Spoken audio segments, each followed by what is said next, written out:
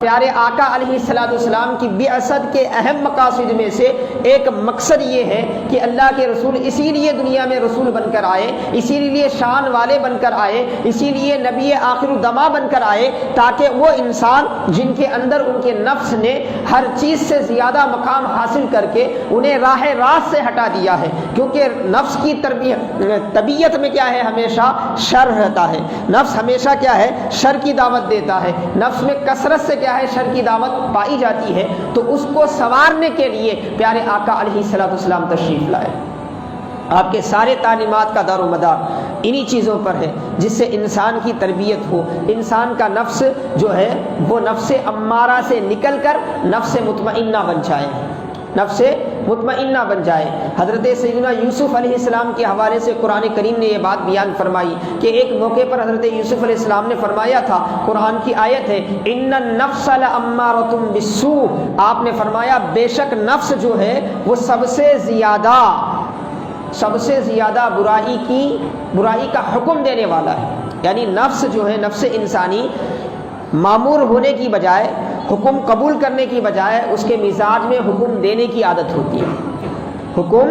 دینے کی عادت ہوتی ہے۔ حالانکہ ایک انسان کو ہمیشہ اللہ کے امر کا پابند ہونا چاہیے، خود کو مامور بنا کر اللہ کے امر کو قبول کرنا چاہیے۔ حکم دینے والی ذات تو اللہ ہے، لیکن نفس کی یہ شرارت ہے، نفس کی یہ اصلی طبیعت ہے کہ وہ حکم قبول کرنے کی بجائے کیا کرتی ہے، حکم دینا چاہتا ہے۔ اور وہ مزاج آپ دیکھیں ہم میں پایا جاتا ہے، ہم میں سے ہر ایک میں پایا جاتا ہے۔ اور اسلام کیا کرتا ہے، نفس بدلتا نہیں ہے، اس کی طبیعتوں میں فرق آ جاتا ہے۔ اگر ہم اسلامی طریقے پر اس پر محنت کریں تو پھر وہ نفس کیا ہے، نفس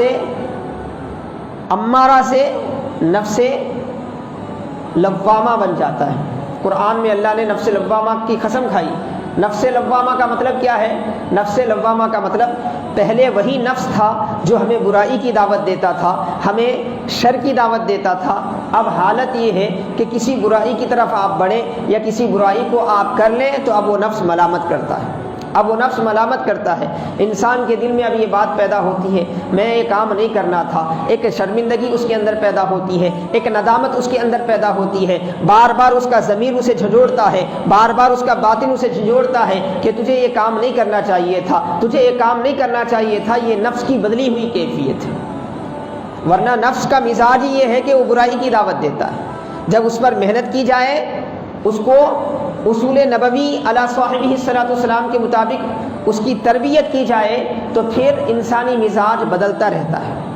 اور بدلتے بدلتے بدلتے یہاں تک بدلتا ہے کہ وہ نفس مطمئنہ بن جاتا ہے۔ اور نفس مطمئنہ جب بن جاتا ہے تو خیر کے بجائے اسے کسی اور چیز سے قرار نہیں آتا، اطمینان نہیں ملتا۔ اللہ کی عبادت، اللہ کے حکم کو ماننے میں اسے خوشی محسوس ہوتی ہے، اسے مسرت محسوس ہوتی ہے۔ کہیں اگر ایسا محسوس ہو کہ وہاں اللہ کی فرما برداری پوری نہیں ہو رہی ہے اس سے، تو وہ بے چین ہو جاتا ہے، وہ تڑپنے لگ جاتا ہے۔ اس کو نفس مطمئنہ کہتے ہیں، جس کی عظمت بیان کرتے ہوئے قرآن کریم نے کہا یا ایتھا النفس المطمئنہ ارجعی الی ربک راضیۃ مرضیہ فادخلی فی عبادی وادخلی جنتی۔ ایسے نفس مطمئنہ والے کو اللہ تعالیٰ خطاب کر کے فرمائے گا اے نفس مطمئنہ ارجع الی ربک، اپنے رب کی طرف آ، راضی اور مرضی، یعنی رب تجھ سے راضی، تو رب سے راضی، اور فادخلی فی عبادی وادخلی جنتی، میرے بندوں میں شامل ہو کر میری جنت میں داخل ہو جاؤ۔